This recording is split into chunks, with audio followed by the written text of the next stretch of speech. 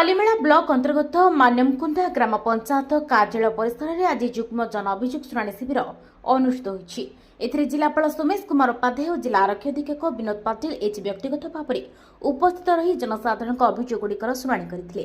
शिविर में मोट 77 अभियोग ग्रहण करा जायतिला।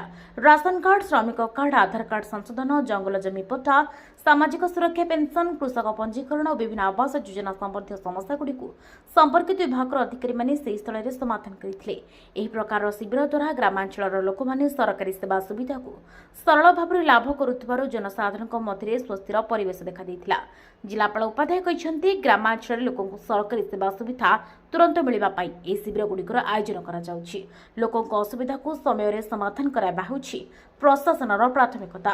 ए अवसर में जिला परिषद मुख्य उन्नयन अधिकारी और निर्वाही अधिकारी नरचंद्र सबर, वनखंड अधिकारी साइकिरान, उपजिलापाल अश्नी एएल सहित कालीमेला विडीओ और सहायक जिलापाल अशोक चक्रवर्ती उपस्थित थे। जिलार विभिन्न विभाग अधिकारी मान सक्रिय योगदान द्वारा शिविरटी सफल होता।